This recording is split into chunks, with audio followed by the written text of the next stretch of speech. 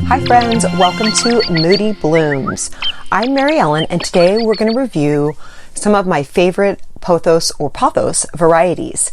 Now several Pothos varieties exist and we're going to review each one and we're going to go over the most popular and some more rare Pothos varieties, and they are super popular and it's because they are low maintenance and just beautiful.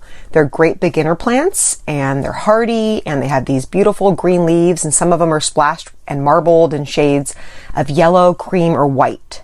Now Epipremnum is its botanical name, but it's commonly referred to as devil's ivy, Solomon Islands ivy, hunter's robe, taro vine, or money plant. Now probably the most common that you'll see in grocery stores or big box stores or pretty much any nursery is going to be the golden pothos, and it's probably the most common of all the varieties. It has these pretty heart-shaped leaves and they're like a mid-green and they're splashed with either a creamy gold, sometimes a little bit more ivory. And this plant will grow in low light or indirect lighting. It also loves plenty of warmth and sunshine. And the leaves can actually grow quite large. In fact, in the outdoor areas that are frost free, they can grow up to like 12 inches wide for the leaves. And this is commonly in places like Hawaii or Florida, places with tropical climates. And they can actually be somewhat of a pest if grown outdoors in these type of areas. But anyways, in most areas, they're known as a houseplant, and they're super popular because they do well in low light conditions. Now, of course, if it gets too much shade, then it will revert to a mostly green. It'll actually lose some of that yellow or golden variegation. So if you notice your golden pothos start to become more of a solid green, then definitely give it some more sunlight. But you can pretty much find this beauty anywhere. And these are native to areas where they actually climb in their natural habitat. So they can be grown like on a moss pole or any type of trellis as well. But keep in mind that the golden pothos can show invasive tendencies, like we mentioned earlier, in outdoor areas, especially in the tropical climates. Next, we have the Jade Pothos, and it's an all dark green pothos variety. And it's also pretty common. Most big box stores or nurseries will carry this, although the golden pothos is a little bit more common. Now the green variety has these pretty heart-shaped leaves. It also handles low light and bright indirect light as well. And these are great for hanging baskets or even in a decorative planter. Up next, we have the Marble Queen Pothos, and this is similar to the golden pothos. However, the Marble Queen has more of a green, light green, and a white, whereas the golden pothos is obviously more golden. And these require bright light to thrive. Now they also have these pretty heart-shaped leaves, and they're heavily streaked and splashed with creamy white. The foliage has a lower percentage of green coloration, and so it also produces less chlorophyll than other non-variegated plants. This makes it a little bit slower grower compared to like the golden pothos. And that's pretty much true for most variegated plants. They just are always going to grow a little bit slower than the non-variegated version, at least in my experience. Now, to increase the growth rate, you can definitely give it ample bright light and make sure that it's indirect light because they can sunburn. And, if you live in a dark place, then a grow light may be a great option as well. And, the variegation on these won't always be consistent in every leaf, but there is a pattern to them. For instance, one half may be completely green and then the other side mostly white with green splashes. So they do vary from leaf to leaf. Next, we have the Manjula, and this is beautiful. It has a wide, bright, variegated leaf. They're also heart-shaped, and it has these kind of wavy margins. And it can be challenging to tell this one apart from the Marble Queen. They both have similar like watercolor type painting in the variegation. The best way to tell the difference between the two is not with their variegation, which is pretty similar, but it's also the shape of their leaf is the best way to tell them apart. The Manjulas are going to be a little bit more wider and more round than the Marble Queen. The leaf shape is similar to like a heartleaf philodendron. The Manjula's variegation also tends to swirl and follow the shape of the leaves, and it's variegated in shades of silver, white cream, and light green, and every leaf is different. Many of the leaves will have like a large patch of green, and others will be heavily flecked and splashed. With Manjula, there's typically not a crisp line between the variegated areas. Therefore, the creamy areas tend to have spots and flecks of other colors. Another way to tell Manjula apart from other Pothos varieties is the leaves have a wavier edge. They don't lay quite as flat as other Pothos. And this beauty is a patented variety produced by the University of Florida. Next, we have the Pearls and Jade Pothos, and these are really pretty. These are also produced by the University of Florida, and they are also a slow grower. This variety has smaller green leaves variegated with white and silvery gray. The variegation tends to be along the margins of the leaf rather than in the center. Centers of the leaves of Pearls and Jade tend to be solid green. White sections of the leaves are often mottled with green and silvery gray tones. The Pearls and Jade varieties also have firmer stems than most other Pothos. Okay, next we have one of my favorites. This is the Joy Pothos, and these have this beautiful green and white variegation, but in solid color blocks instead of splashes or swirls like the Marble Queen and the Manjula. The solid green color is also often darker and tends to start from the inside of the leaf. There's solid white that's displayed on the outer corner of the leaves. The separation between the two colors doesn't really follow the leaf shape either. There's no uniform pattern as it forms its own kind of curvy shape. Due to the high amount of white on the leaves, it also produces less chlorophyll, so it makes it a slower grower. Make sure that you give it sufficient bright light to encourage growth and increase the variegation. Now, the Epipremnum in Joy often gets confused with Pearls and Jade or Glacier Pothos, and the Pearls and Jade share the same shape and pattern of variegation as the Joy Pothos. However, on the white portions of the leaf, you don't see the splashes of green, also similar to the Marble Queen Pothos, that are present on the Pearls and Jade or the Glacier Pothos. The Joy leaves are painted with like a brush stroke like color rather than speckled. Pothos Joy is in fact a patented cultivar of the Marble Queen. Although it has smaller ovate broad leaves, it also grows more compactly with very short internodes. Many shades of green can also be present on a single leaf of Joy. Jessenia Pothos are beautiful. They're highly variegated with heart-shaped leaves, and the leaves are a medium green with chartreuse variegation. They are also speckled with splashes of bright lime green and yellow. As with all heavily variegated plants, they prefer bright light to thrive, so increased light will produce more attractive color. The Jessenia is also quite similar to the Marble Queen Pothos, although it's not hard to tell the difference because they vary by color and by the degree of variegation. The Marble Queen variegation is much lighter than the lime green variegation of Jessenia. It's also a much brighter plant. Next, we have the Snow Queen Pothos, and this is very similar to the Marble Queen Pothos. However, the pattern of variegation is more consistent. The Snow Queen leaves are mainly white with fine splashes of green. With so much white on the leaves, it's going to need more light to maintain its pretty variegation. White leaves are going to be more prone to browning, so make sure you give it plenty of bright, indirect light to keep it happy.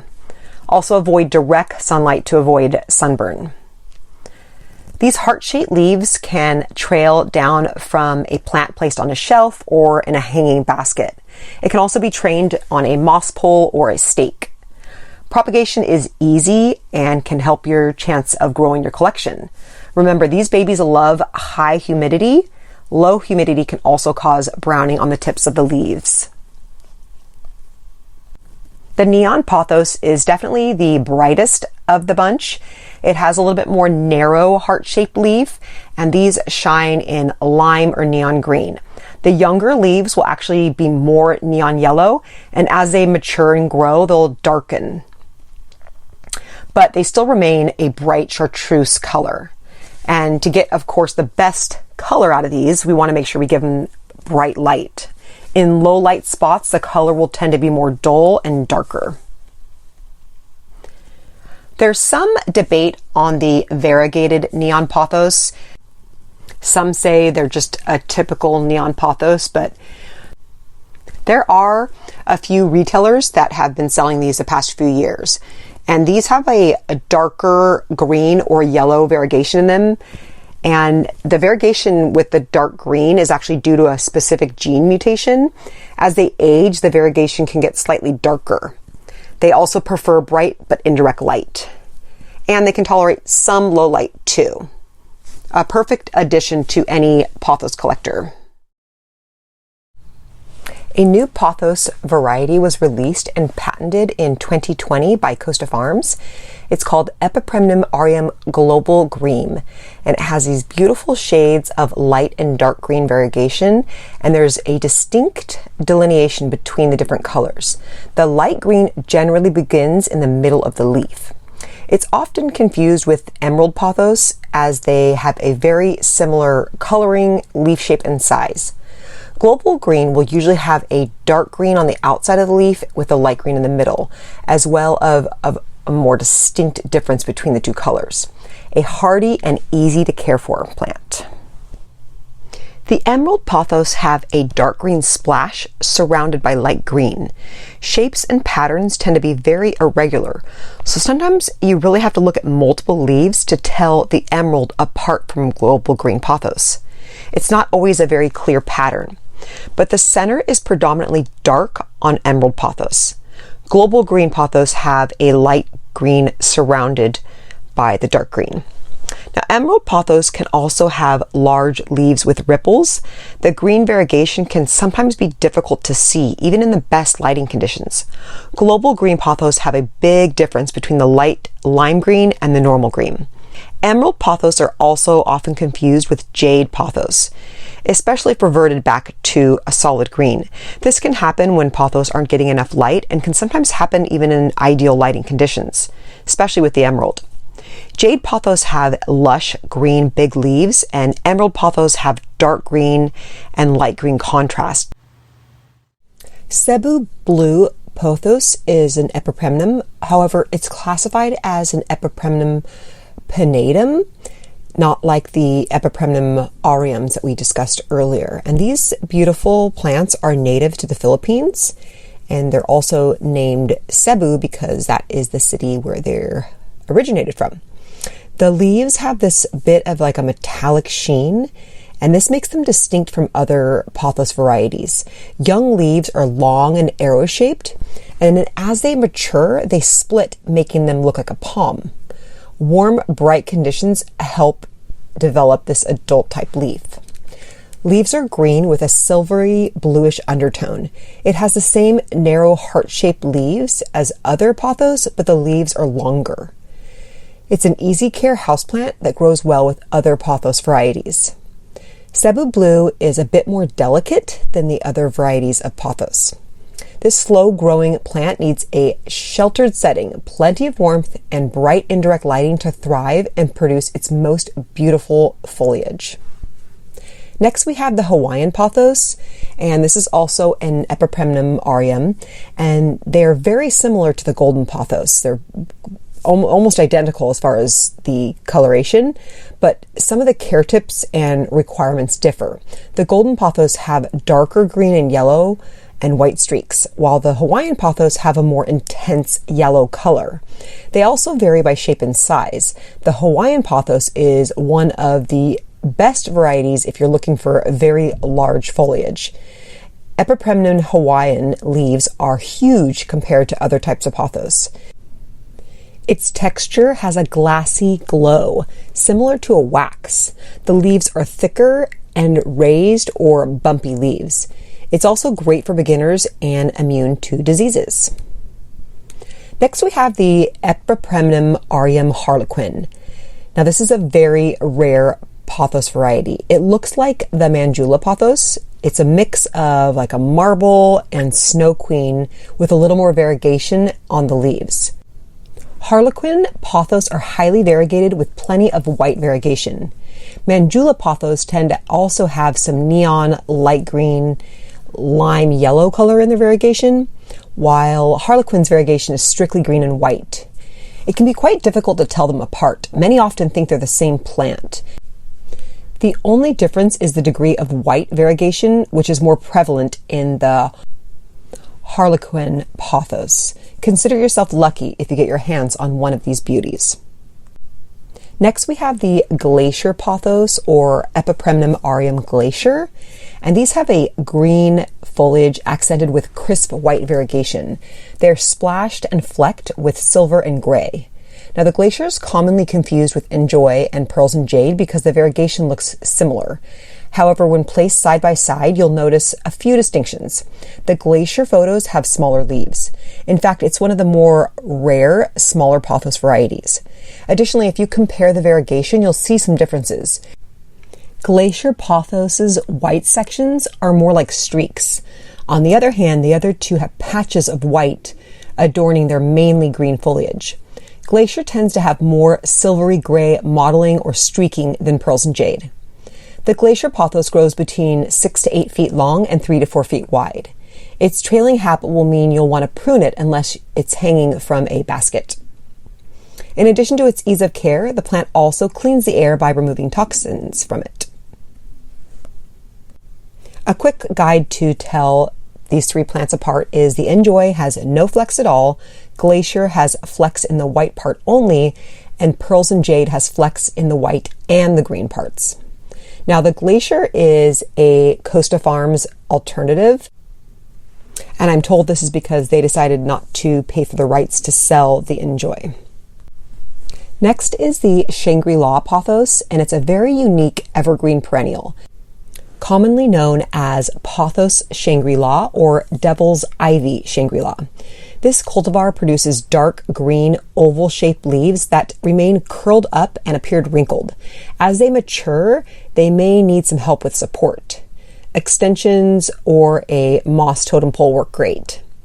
This unusual beauty is a climbing vine. It's capable of growing over 3 feet tall. Bright indirect light to partial shade is preferred. However, it is highly tolerant of low light conditions. Reduced light will result in slower growth and more sparse leaves. Keep out of direct light as it may sunburn the leaves. Ideal temps are around 50 degrees Fahrenheit to 75 degrees Fahrenheit. This cultivar is an easy houseplant to care for. It may produce creamy yellow to green flowering spikes enclosed by a spathe, but they rarely flower in cultivation. Epipremnum amplissima is also known as silverleaf pothos, or the Epipremnum amplissima silver streak, featuring long spear-shaped leaves that cover the vine close together. Each leaf becomes lined with silvery stripes oriented with the leaf's veins. This variety is hard to find and sought after by collectors. They're grown for their leaves over the flowers, which rarely occur in cultivation. As an attractive houseplant native to parts of Australia and New Guinea, this beauty prefers bright locations with lots of diffused light. With insufficient lighting, it can revert to plain green and leaves become round or short. Shimmering leaves can reach up to 12 inches. It prefers a slightly less moist soil than the popular golden pothos Epipremnum.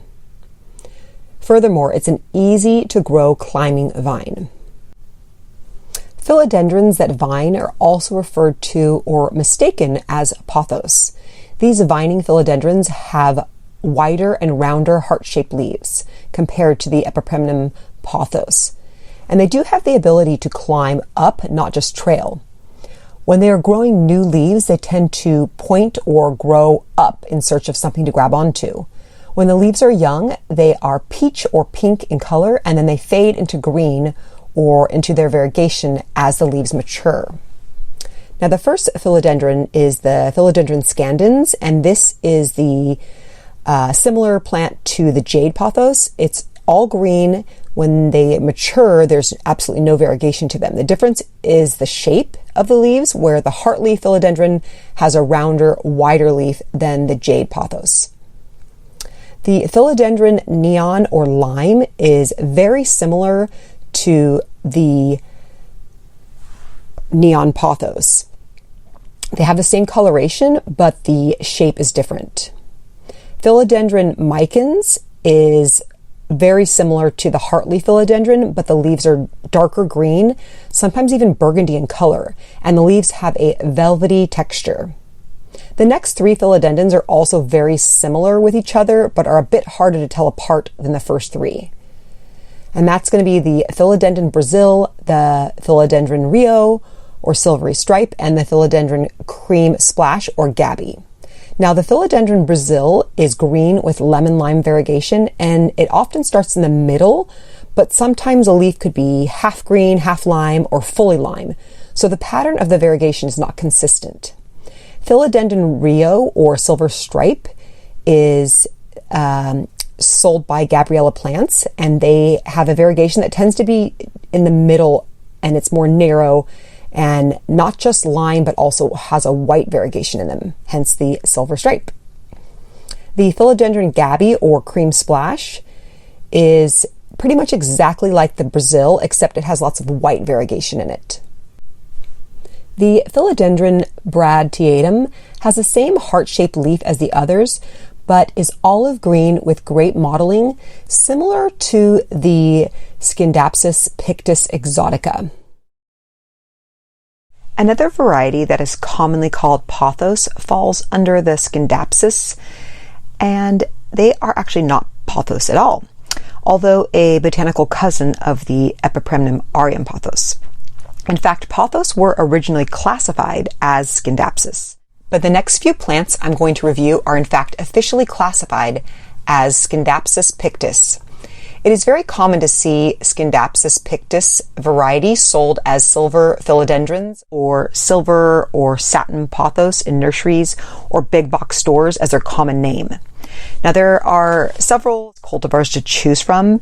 All of them have variations in variegation that affect the number of silver markings on the leaves.